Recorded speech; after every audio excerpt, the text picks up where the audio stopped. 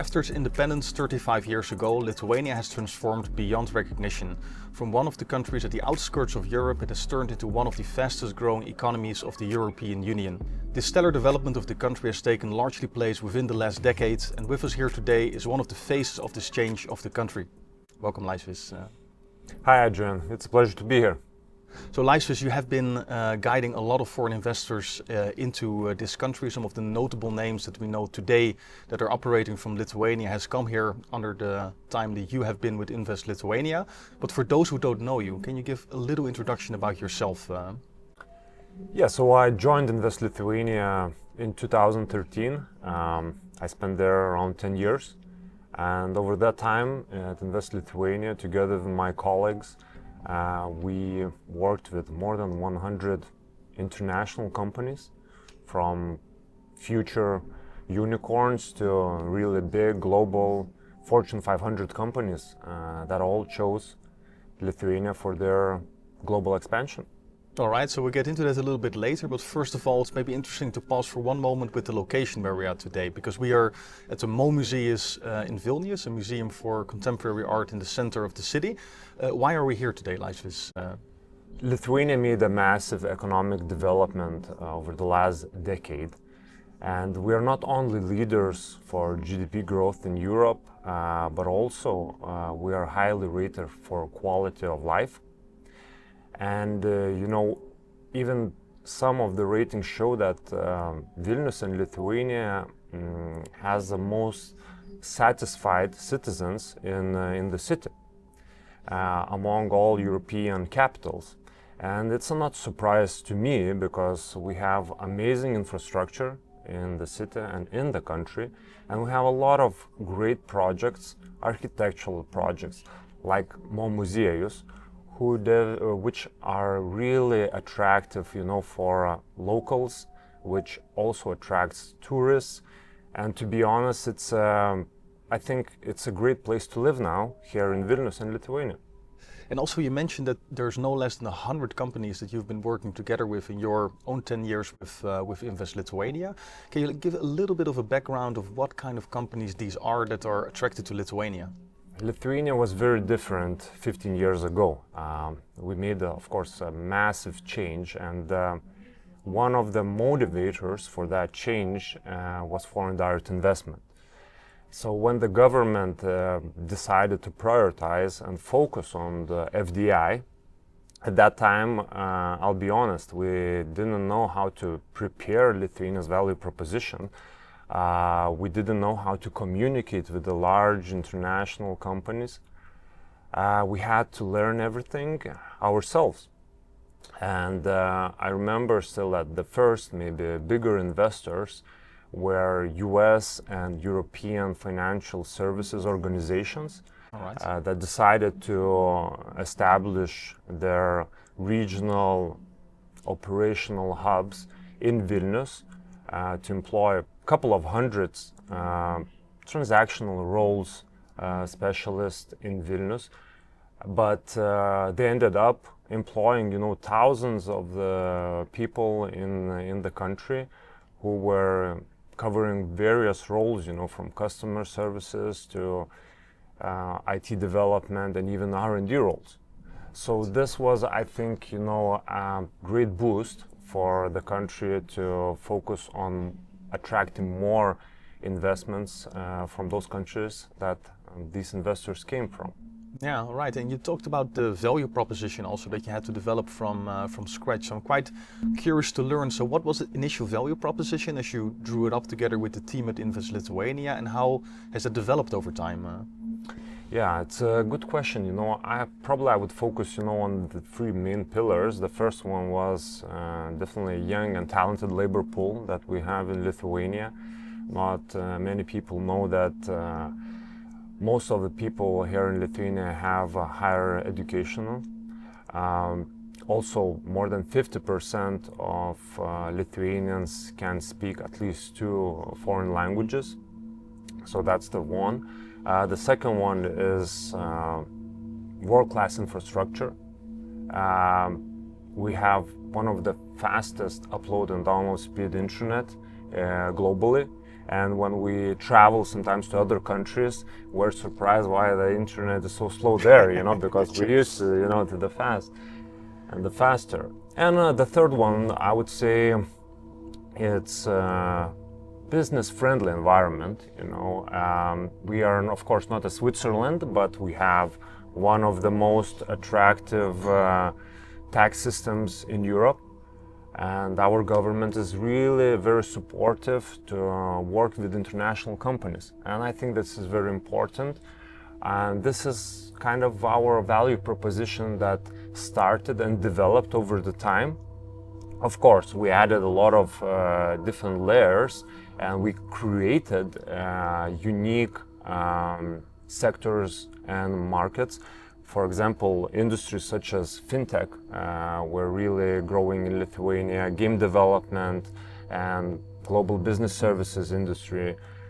These industries made us to stand out in the region and to become maybe regional established player to attract the investments.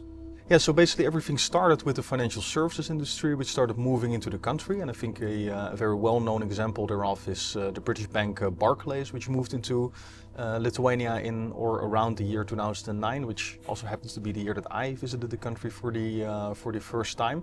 But maybe you can go a little bit more in detail about what countries exactly are investing in Lithuania and what drives them here. Yeah, of course. So if we take a country, sole country, which is the main investor in Lithuania, United States would be on the top with around 20% of all the investments in the country, followed by Germany, UK, Nordic countries, Netherlands.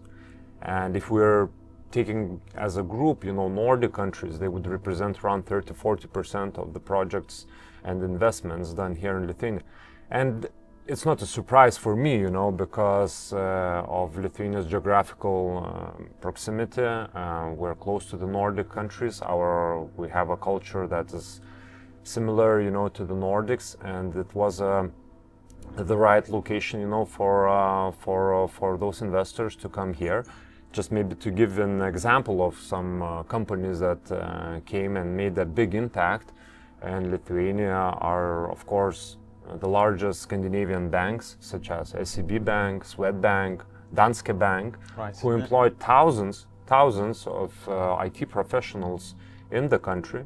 And they were those who send a message and signal, to other companies in those regions that, look, Lithuania has something to offer. And from that on, it was like a snowball effect. More companies started to look into Lithuania and were more interested.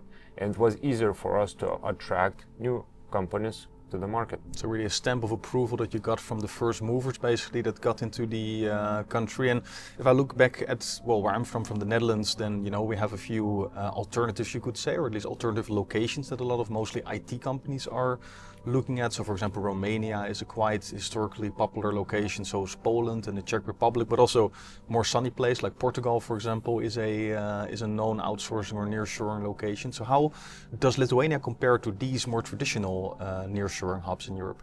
Probably Portugal is on everybody's list because it's a great location to live. And yeah, I remember competing with many different countries. Maybe it started at the beginning we were competing more with our neighboring countries, maybe other Baltic states. Poland was always on the list. But later on, when Lithuania picked up, we became over the last decade among top 5 European countries in terms of FDI project attraction per capita. We were not competing anymore so much with our neighbors. We were competing with already established and well-known investment hubs such as Ireland or even Luxembourg. So it changed dramatically, and it all depended project by project. At the end, I remember when working, we were, competing with the locations such as Germany, UK, or as you mentioned, Portugal. And these are very different markets, and all of the markets have their advantages and disadvantages, So very clear, I think, Laisvis, how everything has developed over time here. But what are now, we covered financial services and at the same time we covered IT as well. But what are other regions of investment which are popular or which are commonly attracted to Lithuania? We try to focus, on the areas that we believe can develop in Lithuania. So, of course, business services and IT, global business services was at the beginning really a big industry, and the growing industry still grows. But later on, we started to think, okay, which are maybe boutique or smaller industries that can also be relevant to the changing economical cycles for foreign investments. So we started to look and specialize in some of the industries and sectors. As you know, fintech industry and sector is very known regionally and attracts a lot of investments. Also, game development sector was also very unique and focused, to attract more smaller, maybe unique companies to the market. Manufacturing was also always on the list. We have a lot of companies in energy, mechanical engineering sectors. Automotive sector is also booming with such a big players as Continental and Hella coming and investment hundreds of millions in Lithuania. You already mentioned a few impressive names that are operating here in Lithuania, but if you look back at the 10 years that you spent with Invest Lithuania, what are some of the most memorable projects that you did, either because of size or creativity or innovativeness? This one is a tough question. I don't want to say the name of the company, but I can tell you it's one of the Fortune 500 companies that I worked with. And the story started completely with a different company, US company that was visiting Lithuania and shortlisted for their expansion. And unfortunately, we lost that project. But I received a call from one of really senior manager, and he told me, Laisvis, look, I think that Lithuania was and is a better location than the one we chose. And I'll get back to you. And I'm like, okay, this person is really polite, what's happening. Okay, he's not gonna come back. But 1 year later, he joined much bigger company, much bigger Fortune 500 company. And he gave me a call and said, Laisvis, I'm coming with my new colleagues to visit Lithuania. And I'm like, wow, that's interesting. And long story short, after many visits, the board decided, to establish that project in Lithuania, creating hundreds of highly added value positions in Vilnius. But it's not about, that the size of the company, it's not about the project. For me, it's most memorable because of relationship between Lithuania and the foreigner who became and believed maybe in Lithuania not less, maybe even more than we did. He was the person who drove that project to the country. And this is maybe what makes us different, that we focus not on the short-term gains, but on long-term relationships, partnerships. And when we find that the company fits and the people from that company fits this direction and similar values, then we see great success story. I can say, that every foreign investor, when he comes to Lithuania, he becomes a family member of the big family, So that's very recognizable for me as well, because when I came here, I also received a very warm welcome from you personally, as well as the team that you're working together with at that time. What really inspires me as well is that you mentioned that you have always focused together with the team on the longer term, and that you guys together 12 years ago had to work out this value proposition of Lithuania, which then was non-existent. And well, most of you or most of the people in your team have also branched out into holding positions such as the minister or the vice minister, and you yourself are doing a lot in the development of commercial real estate here in the country. So it seems that the team that you had together at Invest Lithuania also really branched out into having a wider impact on the country as a whole. So maybe you could comment on the secret that you had there going with the team. Wow, it's thank you, Adrian, for reflecting that. And this definitely was amazing time, amazing people. We had a great team working together. I'm sure Invest Lithuania has great team now, even because it's a place that attracts, similar-minded people who want to make a difference, who want to make a change. And I always tell to some of my colleagues, and in the past and even now, working at Invest Lithuania, it was like playing for your national team. It's it's that time when the anthem starts playing, and this is how we felt sometimes going to work. It's like something really important that you're doing and making a great impact.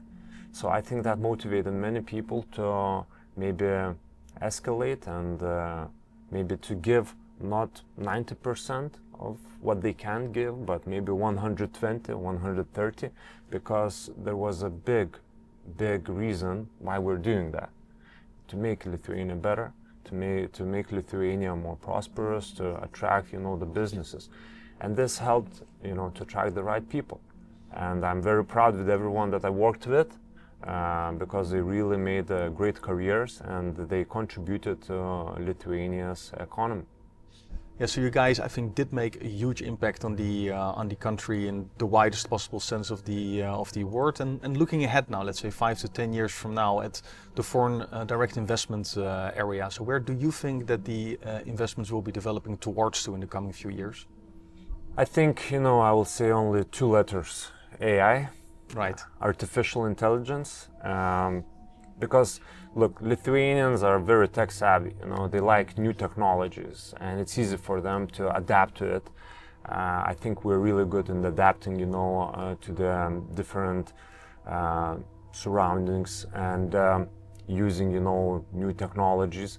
And this is, I think, a driver that will be in the future in the world. And I think Lithuania will be doing great in this industry, in this sector. All right, it's a very clear perspective, Laisvis. So I just want to thank you for your time and the insights that you shared with us today. Thanks a lot. Thank you, Adrian. It's a pleasure.